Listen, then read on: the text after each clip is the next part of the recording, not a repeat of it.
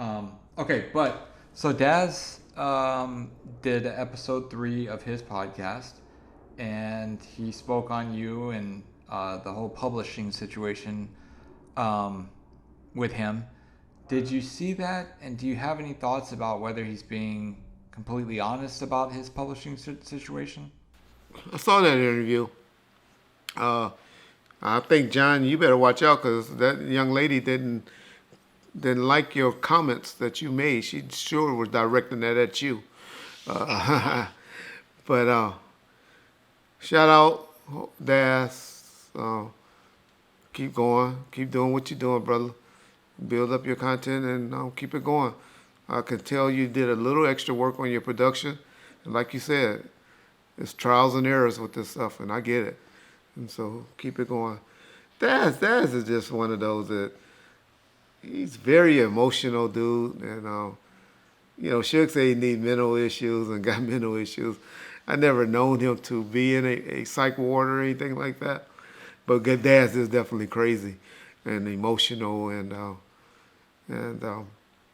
so that's Daz. But most guys that are as talented that they are have crazy nicks. If you think about anybody that's really, really talented, they all have something weird about them, and so that's what I look at Daz to be, because I do believe he's a talented producer. Uh,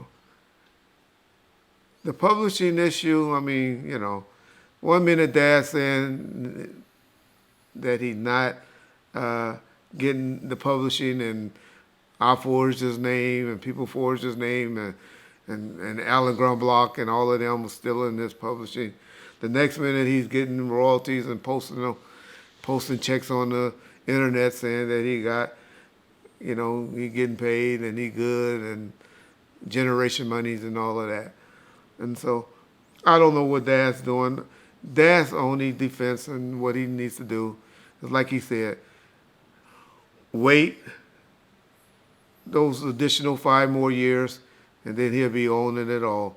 If he don't smoke himself out or do something crazy to, if it's not God's will for him to be here, then he can leave that to his kids, and because he will be owning some things and some stuff that he produced and stuff down the line. He's not gonna get his master's recordings or anything like that back, but his publishing rights he will get back. All I have ever claimed to own was the monies that was generated and that was owed by Interscope, and now prior to the date we did that agreement, Daz. You know what that agreement was. People will say, well, why would he sell those rights for $75,000? Why would he do that? Y'all gotta understand. Nobody, nobody knew about ringtones, streaming rights, and all of that. You figure once that CD had sold, it had did mass majority. If you sold another 100,000 CDs over a lifetime, you would have been lucky. Shout out Tupac motherfucker Shakur. Y'all saw somewhere where he posted or was posted he sold from any of the 90 artists in 2023 more of his CDs or his albums sold in 2023 than any other artist from the 90s. So shout out on that achievement, Tupac, once again. You did it. And so, yeah, was wanted to commend you guys as a community. I believe it. People always go, oh, why every other video, it used to be, why every other video y'all talking about Snoop? Get off Snoop nuts. Now it's back on, why every other video y'all talking about Tupac? Well, because that's what y'all want to hear. That's what this channel's for. That's why John named this channel Bomb First, because that's generally what we talk about over here on Bomb First. So if you don't like it, unsubscribe. Go over there. Listen to my boy Cam Capone's show or Vlad's show. People show like that that's all over the place. But that's not where we going. So, yeah, that's my opinion on that. I don't know what to believe, what to think. I'll let the lawyers and the paperwork I submitted some paperwork to Universal this week, actually, for the Simon Says music, publishing, and stuff like that. And so it's time now to start getting paid for 2024. So some things going to happen. Daz know the paperwork is there. He knows the truth. I guess I forged that $75,000 check and put it in his in his account, which you know that ain't true. I bet you Bruce Colbiner won't come and back you on those statements, because Bruce definitely knows what happened, and he knows he was your business manager / accountant at the time, and so be very, very interesting to see what happens this year. But everything's going down this year. Reggie's getting off his ass. Snoop done hired this new publishing lady, and so they'll be getting contacted, and some things gonna be getting moved this year. I'm back able to move around a little bit, y'all.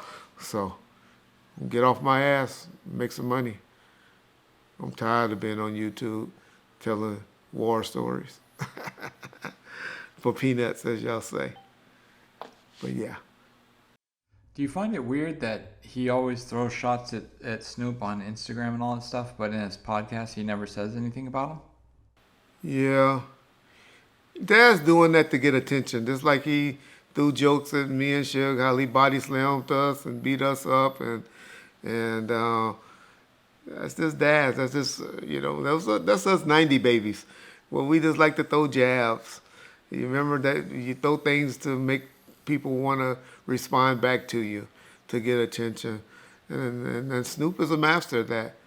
Snoop don't Reggie Wright or anybody niggas that's under or that he consider beneath him in the business. I don't think I'm beneath anybody as far as being a family man, man of God, and all of that. But if you want to talk about wealth and publicity or what's the word, fame and all of that, yeah, of course. Nowhere near the fame, and Snoop is known worldwide. I don't think it's a country he can go to where somebody won't know. Doggy dog, Snoop Doggy dog. So Snoop does a great job, in my opinion, of ignoring the hell out of people that's in his mind, for lack of a better word, beneath him. And so that's my opinion to what Snoop does with Reggie, Daz, and it appears even Suge Knight.